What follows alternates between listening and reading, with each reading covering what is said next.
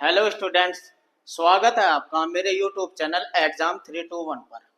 आज इस वीडियो के माध्यम से मैं विलियन का बहुत महत्वपूर्ण टॉपिक विलियन के अनुसंख्यक गुण वो आपको बताने जा रहा हूं। विलियन के अनुसंख्यक गुण बहुत ज्यादा महत्वपूर्ण होते हैं और इस पर कौन कौन से आंकिक प्रश्न पूछे जाते हैं वो इस वीडियो के माध्यम से मैं आपको बताऊंगा। तो आइए शुरुआत करते हैं अपने इस महत्वपूर्ण टॉपिक को, जो है विलियन के अनुसंख्यक गुण। अनुसंख्यक गुण कहते किसको है और इस पे कौन कौन से गुण डिपेंड करते हैं, आइए समझते हैं उनको। देखिए, विलियन के जो भौतिक गुण, विलियन के निश्चित आयतन। देखिए, कोई आपने विलियन लिया हुआ है निश्चित निश्चित अनुपात में, यानी कि 1 लीटर या 1 किलोग्राम, सॉरी किलोग्राम नहीं, 1 लीटर विलियन लिया हुआ है, यानी कि कुछ मात्रा उसकी निश्चित होनी चाहिए में उपस्थित विलय के कण। जो भी विलियन में विलय के कण होते हैं, क्योंकि आप जानते हैं विलियन जो बनता है वो विलय और विलायक के मिलाने से बनता है, यानी कि उसमें विलय भी होता है और विलायक भी होता है। तो विलय के जो कण होते हैं, चाहे वो अणुओं के रूप में हो या आयनों के रूप में हो, की संख्या पर या विलियन में विलय के मोल प्रभाज। अब एक शब्द आया मोल प्रभाज। मोल प्रभाज भी आपको पता होना चाहिए कि मोल प्रभाज होते क्या हैं, ठीक है ना। विलियन में जितने भी घटक विलियन में होते हैं, विलियन जितने भी घटक से बनता है, जो विलय होते हैं उसके मोल प्रभाज। अब आप समझिए मोल प्रभाज को, जरा थोड़ा सा समझिए, जब आपकी ये डेफिनेशन समझ में आ जाएगी। आपने पानी में चीनी घोल दी, पानी में चीनी घोल दी, तो अब जो विलियन बना, शरबत जो बना, वो दो घटक से मिलकर बना, चीनी से और पानी से। अब आप जरा मुझे बताइए, जो चीनी है उसके आपको मात्रा पता होनी चाहिए। अब मैं बताता हूं, आपने 0.342 इतने ग्राम चीनी घोली पानी में। अगर आपने चीनी घोली पॉइंट, या आप एक काम करो, ज्यादा कम हो जाएगी, 34.2 ग्राम ले लीजिए। 34.2 ग्राम पानी में चीनी घोल दी। तो अब आपको क्या करना है, सबसे पहले मोल निकाल लेते हैं। चीनी का जो अनुभार आता है वो आएगा 342, क्योंकि इसका जो सूत्र होता है C12H22O11। ये सुक्रोज भी कहते हैं इसको, या चीनी भी कह देते हैं। जब इसका अनुभार निकालेंगे वो आ जाएगा 342। और मात्रा कितनी ली, कितने घोले आपने चीनी, 34.2 ग्राम। अब मेरी बात समझिए, तो इस जो मात्रा होती है 34.2 ग्राम आपने ली, उसे 342 से डिवाइड कर दीजिए, तो 0.1 मोल आ जाएंगे। ये मोल आएंगे, ये मोल आएंगे। अब मोल प्रभाज देखिए, मोल प्रभाज समझिए। अब विलियन किस किस चीज से मिलकर बना था, विलियन में पानी भी तो था। इसी तरीके से आप पानी के भी मोल निकालिए, चीनी के भी मोल निकाले, इसी तरीके से पानी के भी मोल निकालिए। तो दोनों के मोल जब आप पे आ जाएंगे, तो चीनी के मोलों की संख्या को ऊपर रखिए, 0.1 को ऊपर रखिए, और बटे नीचे विलियन के मोल रखिए। विलियन के मोल यानी कि पानी के भी और चीनी के भी, पानी के भी। अब देखिए, एक उदाहरण से समझिए। 90 ग्राम पानी था, कितना था, 90 ग्राम पानी, और पानी जो वाटर होता है उसका अनुभार होता है 18, 18 पंजे 90, 5 मोल आगे जल के। तो नीचे जो मोल रखने हैं वो जल के जो मोल आए वो, और प्लस जो चीनी का है वो, टोटल विलियन के टोटल मोल से भाग कर दीजिए चीनी के मोल को। ये मोल प्रभाज होता है, यही मोल प्रभाज होता है। जिसके भी आपको मोल प्रभाज निकालने हो विलय के, तो उसके मोल ऊपर रखिए और नीचे टोटल विलियन के मोल रख दीजिए। ये मोल प्रभाज होता है। देखिए, एक एक शब्द का आपको पता होना बहुत जरूरी है विलियन वाले चैप्टर में।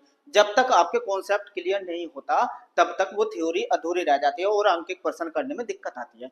अब आप जरा समझिए फिर दोबारा से, विलियन के जो भौतिक गुण, विलियन के निश्चित आयतन में, आयतन निश्चित होना चाहिए, उपस्थित विलय के कण, या तो विलय के कणों जो अणु के रूप में हो या आयन के रूप में हो, की संख्या पर, या विलियन में विलय के मोल प्रभाज पर निर्भर करते हैं, अनुसंख्यक गुण कहलाते हैं। अब इसमें आपको मोल प्रभाज भी पता चल गया कि मोल प्रभाज कैसे होते हैं।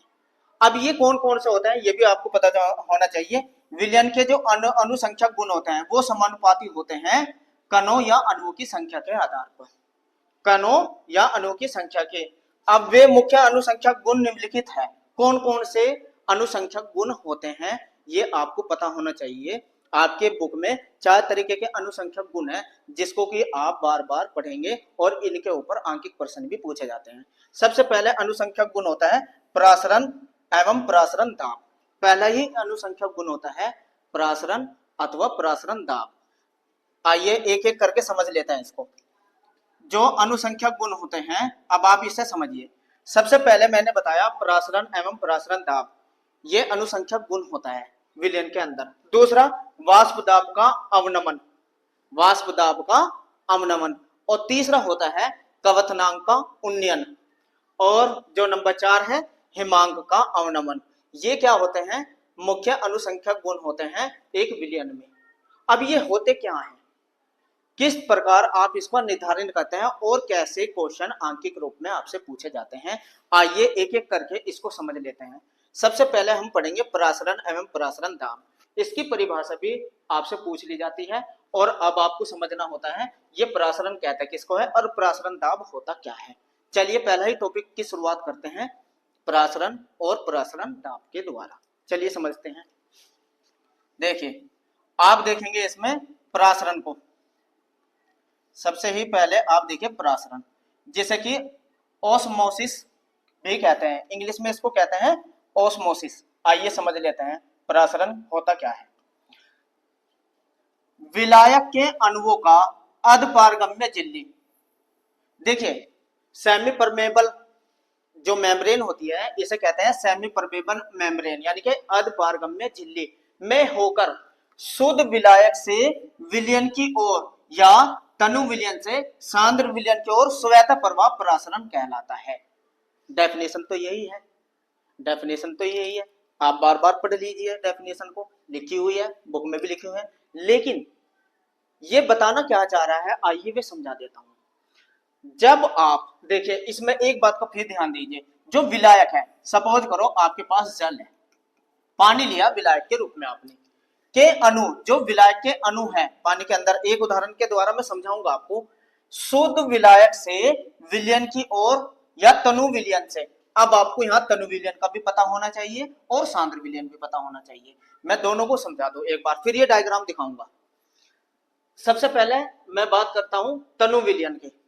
तनु विलयन ऐसा विलयन जिसमें विलय की मात्रा बहुत कम होती है, वो तनु विलयन होता है। समझिए फिर, आपने एक बर्तन में पानी लिया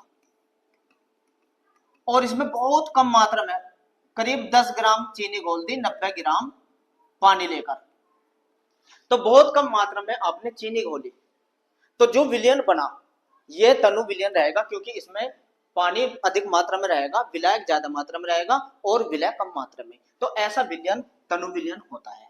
सांद्र विलयन में जो विलय की मात्रा होती है थोड़ा अधिक होती है, यानी कि 40 ग्राम अगर आपने इसमें 40 ग्राम तो ले ली चीनी और करीब 50 ग्राम के लिए करीब 50 ग्राम ले लिया पानी, तो देखिए इसमें चीनी और पानी जो विलय और विलायक है लगभग थोड़ा विलय की अधिक मात्रा में होता है लगभग, तो ये विलयन कहलाएगा, कैसा विलयन कहलाएगा? सांद्र विलयन।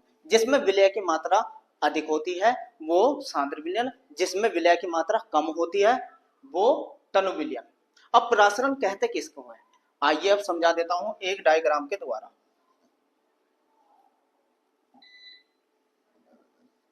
देखिए ये होता है प्रासरण।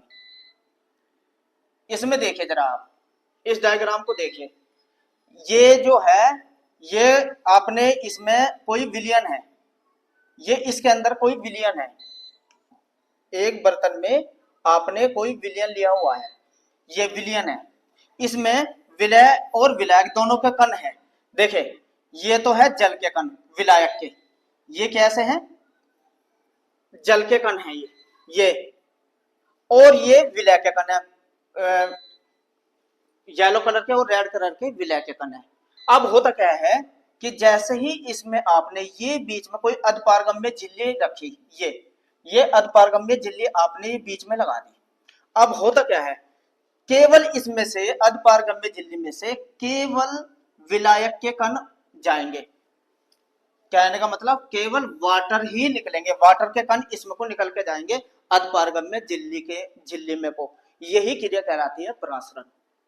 चीनी गोली है जल में, ये चीनी के पार्टिकल मानिए रेड कलर और येलो कलर, ये चीनी घोली हुई है, और ये जो है ये पानी के हैं कण। अब क्या होता है, अधपारगम्य झिल्ली में से केवल पानी के पार्टिकल जाएंगे, केवल विलय के कण। तो अधपारगम्य झिल्ली ऐसी झिल्ली होती है जिसमें से केवल विलायक के पार्टिकल निकल सकते हैं, विलय के नहीं, और यही क्रिया परासरण कहलाती है। परासरण यही क्रिया होती है, यही कहलाती है परासरण। तो अच्छे से समझ में आया होगा परासरण। अब इसी तरीके से तनु का भी देखिए, अगर आपने तनु विलयन लिया और एक तरफ सांद्र विलयन लिया, एक तरफ तनु विलयन एक तरफ सांद्र विलयन, तो तनु विलयन में विलायक के कण अधिक मात्रा में होता है, तो तनु विलयन से सांद्र विलयन में विलायक के कण जाएंगे, तो यही क्रिया परासरण कहलाती है। ठीक है ना, यही क्रिया परासरण कहलाती है। चलिए आइए और समझ लेते हैं। अब देखिए एक उदाहरण से और देखिए, इस उदाहरण को भी आप समझिए किस तरीके से परासरण को समझना बहुत जरूरी है। अब ये एक गिलास में आपने साल्ट मॉलिक्यूल डाल दिए, ये साल्ट के मॉलिक्यूल है, ये कैसे हैं, साल्ट के मॉलिक्यूल, और ये जो ब्लैक बबल है ये विलायक के हैं, यानी कि एक विलयन है ये। इस विलयन के अंदर पानी के बबल तो है ब्लैक कलर के, और ये कलर है साल्ट मॉलिक्यूल के। अब होता क्या है, जैसे ही इसमें आपने अधपारगम्य झिल्ली लगाई, अधपारगम्य झिल्ली डाली, जैसे ही अधपारगम्य झिल्ली डालेंगे तो परासरण के कारण ये जो विलायक के कण हैं, ये जो विलायक के कण हैं ये इधर जाने लगेंगे, अधपारगम्य झिल्ली में से विलयन में जाने लगेंगे। देखिए ये विलयन है, ये विलयन है क्योंकि इसमें विलय के कणों की मात्रा अधिक है, तो ये तनु विलयन है, ये सांद्र विलयन है। इसमें देखिए इसमें विलय के कणों की संख्या कम है और इसमें विलय के कणों की संख्या ज्यादा है, तो ये जो विलयन है ये है तनु विलयन, और इधर जो है ये है सांद्र विलयन, क्योंकि इसमें विलय के कण ज्यादा है। तो अब होता क्या है, जैसे ही अधपारगम्य झिल्ली लगाएंगे तो परासरण के कारण ये विलायक के कण इधर को जाने लगेंगे, तो इसका तल घट जाएगा। देखिए दूसरे डायग्राम में ये तल घट गया, और जैसे ही ये विलायक के कण दूसरे विलयन में जाएंगे तो इसका तल बढ़ जाएगा, और यही क्रिया कहलाती है परासरण क्रिया, यही क्रिया कहलाती है परासरण क्रिया। यही डेफिनेशन में आपने पढ़ा था कि तनु विलयन से सांद्र विलयन की ओर विलायक के कण मूव हो जाते हैं अधपारगम्य झिल्ली में को। ठीक है ना, देखिए जा रहे हैं, और इसका लेवल बढ़ जाएगा, इसका घट जाएगा, तो यही क्रिया क्या कहलाती है, यही क्रिया कहलाती है परासरण। अब देखते हैं परासरण दाब किसे कहते हैं। अब आप समझिए परासरण दाब, ऑस्मोटिक प्रेशर। अब आप ये समझिए, किसी विलयन या विलायक को अधपारगम्य झिल्ली द्वारा पृथक करके उसके परासरण को रोकने के लिए विलयन पर कम से कम जितना बाह्य दाब लगाना पड़ता है उसे विलयन का परासरण दाब कहते हैं।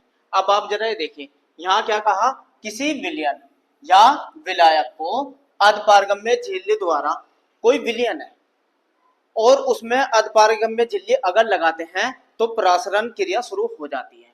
यानी कि परासरण क्रिया में होता क्या है, विलायक के कण विलयन में जाने लगते हैं, विलायक के जो कण होते हैं वे विलयन की ओर गति करने लगते हैं, जिससे कि परासरण क्रिया शुरू हो जाती है। और बाहर से जो दाब लगता है ताकि ये परासरण की क्रिया को रोक सके, परासरण की क्रिया को रोक सके, उसी दाब को हम परासरण दाब कहते हैं। देखिए डेफिनेशन में यही कहा गया है, यानी कि विलयन हो चाहे विलायक हो, जब उसमें अधपारगम्य झिल्ली द्वारा पृथक करते हैं किस किस को, विलयन को या विलायक को, तो परासरण को रोकने के लिए तो परासरण क्रिया शुरू हो जाती है।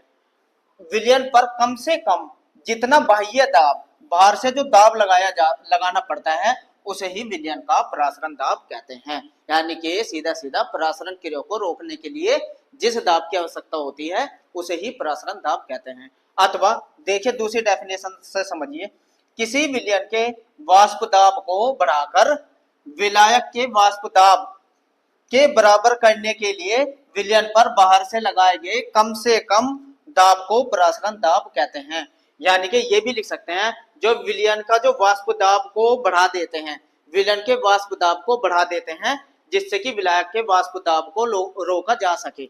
ये भी कह सकते हैं प्रसारण किसका दाब बढ़ाते हैं हम, प्रसारण का दाब, वो विलयन का प्रसारण दाब को बढ़ाकर जो विलायक के अणु गति कर रहे हैं, विलयन में जा रहे हैं, उसके वाष्प दाब के बराबर कर देते हैं।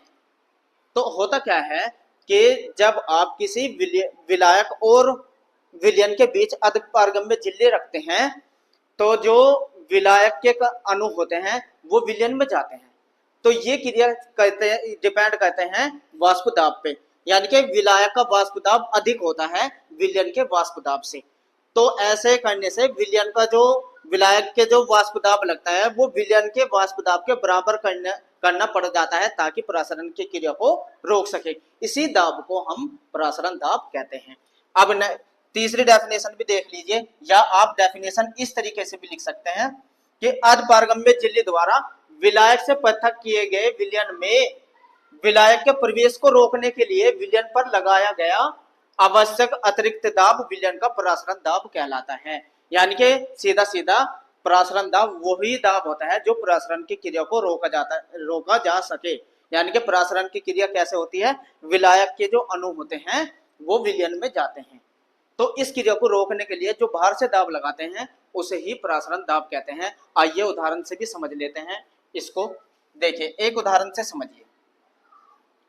ये देखिए, इस उदाहरण को देखिए जरा। ये हमने एक बर्तन में, देखें ये जो नीचे बर्तन है इसको जरा ध्यान दीजिए। ये एक बीकर में हमने क्या करा, पानी भर दिया। नीचे ये क्या है, पानी भरा हुआ है, यानी कि इसमें पानी के अणु मौजूद है। और इसके बीकर के अंदर उल्टा बीकर रख के इस पे अधपारगम्य झिल्ली लगा दी। इस थीसन फनल के अंदर विलयन भर दिया और इसके मुंह पे उल्टा करके क्या करा, अधपारगम्य झिल्ली इसके लगा दी, यहाँ अधपारगम्य झिल्ली। और इस फनल को हमने पानी के अंदर रख दिया, विलायक के अंदर रख दिया। अभी देखिए तल कहाँ है, यहाँ है। अभी तक जो विलयन का तल है वो यहाँ है, लेकिन धीरे धीरे क्या होता है, प्रसारण की क्रिया शुरू हो जाती है और ये जो विलायक यानी कि जल के अणु इस बीकर के अंदर जाने लगते हैं प्रसारण की क्रिया के द्वारा। क्यों ऐसा होता है, क्योंकि इसका प्रसारण दाब वाष्प दाब अधिक होता है, विलायक का वाष्प दाब अधिक होता है विलयन के वाष्प दाब से, और ये क्रिया शुरू हो जाती है और फिर धीरे धीरे लेवल इसका बढ़ता जाता है। देखिए ये लेवल ऊपर तक चला गया, तो पानी के कण जो है इसमें आने लगते हैं। और ये जब तक क्रिया होती है जब तक साम्यावस्था ना आ जाए। साम्यावस्था का मतलब जब तक दोनों के वाष्प दाब बराबर ना हो जाए ये प्रसारण की क्रिया चलती रहती है। और बाहर से जो वाष्प दाब लगता है विलयन से, तो एक कंडीशन साम्यावस्था की आ जाएगी जिसमें दोनों के वाष्प दाब बराबर हो जाएंगे और ये प्रसारण की क्रिया रुक जाएगी। यही जो अतिरिक्त दाब लगा उसे ही प्रसारण दाब कहते हैं, जिससे कि प्रसारण की क्रिया रुक जाए। तो यही दाब क्या कहलाता है, प्रसारण दाब कहलाता है। चलिए देखिए अन्य एक उदाहरण के द्वारा और देख लेते हैं। अब आप ये देखिए प्रसारण, चलो ये तो हो गया। प्रसारण दाब के नियम पढ़ते हैं, बहुत इंपॉर्टेंट है प्रसारण दाब के नियम। चलिए देख लेते हैं प्रसारण दाब के नियम। सबसे पहले नियम है बायल वांट हाफ नियम। प्रसारण दाब के नियम जो है, जो गैसीय नियम आपने पढ़े थे उसी के लगभग समान है, तो उसी के तरीके से इस नियम को भी पढ़ेंगे। इस नियम के अनुसार होता क्या है, क्या बताया था बायल वांट हाफ नियम में, स्थिर ताप पर, ताप का अगर आप ताप स्थिर कर दोगे, किसी विलयन का प्रसारण दाब विलयन की सांद्रता के समानुपाती होता है। यानी कि किसके समानुपाती होता है, उसकी सांद्रता के समानुपाती होता है। सांद्रता को हम C से प्रतिशत करें, प्रसारण दाब को अगर हम बोले P, तो ये समानुपाती होती है उसकी सांद्रता के, सांद्रता को कहते हैं हम C। और ये कंडीशन कब होती है, स्थिर ताप पर, स्थिर ताप पर। तो ये आ जाएगा P समानुपाती C, ताप ना बदले, ठीक है। या अगर हम समानुपाती का चिन्ह हटाए तो क्या हो जाएगा, P बराबर के सी। के एक यहाँ नियतांक है, के क्या है यहाँ नियतांक, के एक नियतांक है, ठीक है ना। सी, अब जरा आप मुझे बताइए सी को क्या कहते हैं, मोलरता होती है सी। सी क्या होती है, मोलरता। अगर एक मोल अणु ले, सांद्रता पर एक मोल अणु की बात अगर मैं करूं आपसे, अब देखिए अगर सांद्रता हम ले ले, इसमें एक मोल अणु ले ले, एक मोल। अब जरा मुझे बताइए सांद्रता C बराबर क्या होता है, W अपॉन M गुना V। यही तो होता है W अपॉन M गुना V, ये सांद्रता होती है। अब इसकी जगह में ये W अपॉन M जो होता है इसे ही कहते हैं मोल, यानी कि इसे मैं लिख सकता हूं N बटे V, N बटे V। तो क्या मैं ये भी लिख सकता हूं, नहीं, P बराबर के N upon V, N upon V। और अगर मैं इसके एक मोल कर दूं, इसके कितने मोल ले लूं, एक मोल। अगर मैं एक मोल की बात करूं तो n की जगह एक आ जाएगा, तो सूत्र बन जाएगा P, ये V इसके साथ आ जाएगा, PV बराबर K। यही कहलाता है क्या, बॉयल वांट हाफ नियम। यही होता है PV बराबर K, बॉयल वांट हाफ नियम। ठीक है, समझ में आया किस तरीके से हुआ। लेकिन सांद्रता के समानुपाती होता है। अगर मैं सांद्रता का फार्मूला खोलूं, ये रहा, और ये मोल होते हैं, इसके जगह एक मोल रख दूं तो ये हो जाएगा अपॉन वी, वी इधर ब्रज गुना में जाएगा तो ये हो जाएगा पीवी बराबर के। तो ये कहलाता है बॉयल वांट हाफ नियम। अच्छे से समझ में आया। तो अब समझते हैं चार्ल्स के नियम को भी समझिए। चार्ल्स वांट हाफ नियम, इसमें देखिए ये क्या कहता है, चार्ल्स वांट हाफ नियम को भी समझिए। इसके ऊपर अंकित प्रश्न करने हैं, फिर नियम को समझिए। चार्ल्स वांट हाफ नियम क्या कहते हैं, स्थिर सांद्रता पर आपके क्या करना है, सांद्रता अगर स्थिर कर दी जाए पर किसी विलयन का प्रसारण दाब परम ताप के समानुपाती होता है। ये किसका समानुपाती हो जाएगा, परम ताप के, T के समानुपाती हो जाएगा। देखिए कैसे, इसने कहा P समानुपाती हो जाएगा परम ताप T के, कब, जब सांद्रता C स्थिर रहे, सांद्रता स्थिर रहे। ये सांद्रता स्थिर होने पर ये हो जाएगा, तो हम इसे लिख सकते हैं P बराबर के टी। ये कहलाता है चार्ल्स, वो के तो एक नियतांक है, तो यही कहलाएगा, यही कहलाता है चार्ल्स वांट हाफ नियम। ठीक है ना, ये कहलाता है चार्ल्स वांट हाफ नियम। आइए अब एक जिसके ऊपर न्यूमेरिकल आते हैं उसको भी समझ लेते हैं। ये क्या है, ये जो समीकरण पूछी जाती है तनु विलयन की वांट हाफ समीकरण, बहुत ज्यादा महत्वपूर्ण इंपॉर्टेंट होती है। अब आप इसकी डेफिनेशन समझिए और इसको सिद्ध करेंगे। तनु विलयन की वांट हाफ समीकरण, वांट हाफ समीकरण विलयन के प्रसारण दाब, आयतन और ताप में संबंध व्यक्त करती है। क्या करती है, दोनों में संबंध दिखाती है। तो सबसे पहले आपने बॉयल वांट हाफ नियम पढ़ा था, वो पढ़ा था P समानुपाती C के, समीकरण नंबर 1। या हमने इसे जब करा था तो ये करा था PV बराबर K, ये था समीकरण 1 की समानी। ये तो है किसका, बॉयल वांट हाफ नियम, बॉयल नियम, बॉयल नियम लिख के ऐसे लिख दीजिए। अब इसी तरीके से अगर मैं चार्ल्स नियम लिखूं, चार्ल्स नियम, तो ये आ जाएगा क्या, P समानुपाती T के, यानी कि मैं इसे लिख सकता हूं P बराबर के टी। ये समीकरण नंबर 2, ये समीकरण नंबर 2। दोनों समीकरण को अगर मिला दी जाए, समीकरण 1 और 2 को मिला दी जाए, समीकरण 1 व 2 को मिलाने पर तो ये आ जाएगा PV बराबर आर टी, PV बराबर आर टी। इस के की जगह आर, इसे कहते हैं विलयन नियतांक।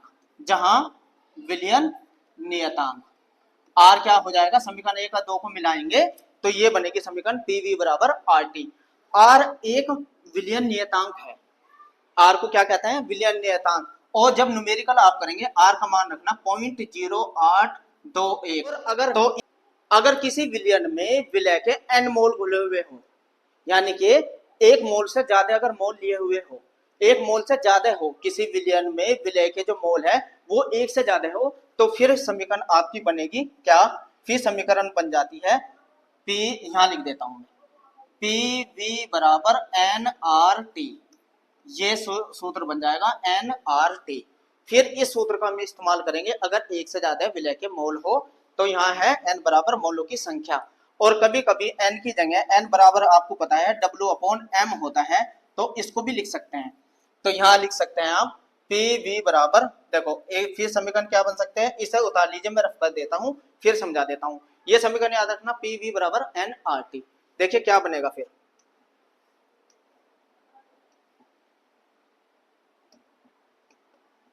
समीकरण बनती है PV बराबर nRT। ये तो बना ही था, ये तो बना था।